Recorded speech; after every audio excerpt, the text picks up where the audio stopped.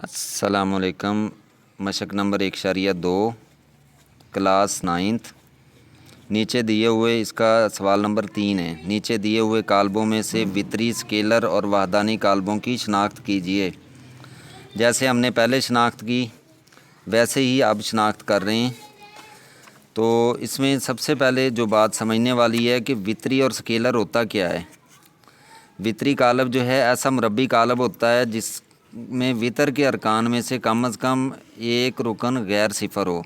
ये देखें, एक रुकन गैर सिफर हो भी मुरब्बी, यानी कि कतारें और कालम भी बराबर हैं। ये एक गैर सिफर है, बाकी सिफर हैं, तो इसको वितरी और स्केलर कहेंगे। ये वितरी भी है। और स्केलर का क्या है, जिसके अरकान या अंदराज यकसा होते हैं। ये देखें, इधर भी यकसा है, इधर भी यकसा। बी जुज़ में जो है वो अगर हम देखें तो ये वितरी कालब है। कैसे? वितरी कालब का मैंने बताया था कि वितर के अरकान में से कम एक रुकन गैर सिफर हो। तो ये गैर सिफर है, तो इसलिए बी जुज़ को भी हम वितरी कालब कहेंगे। सी जुज़ में जो है वो ये वहदानी है, जिसके तमाम ये अरकान जो है वो एक के बराबर, यानी कि वहदानी कालब, यूनिट मैट्रिक्स जिसे हम कहते हैं इंग्लिश में। तो ये वहदानी कालब भी है और वितरी भी, क्योंकि इसमें कम एक रुकन जो है ये गैर सिफर है, बाकी सिफर हैं। अब ये भी वितरी कालब है, ये एक रुकन आ गया गैर सिफर, बाकी सारे सिफर हैं।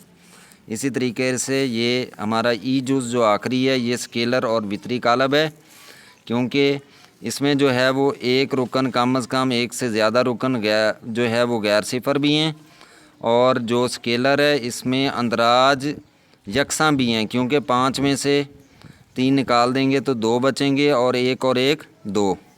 इस तरीके से हमारा ये सवाल मुकम्मल हुआ। सवाल नंबर 3 मशक नंबर 1.2 का। मुझे उम्मीद है कि आप सबको जो है वो समझ आ गई होगी। अल्लाह हाफिज़।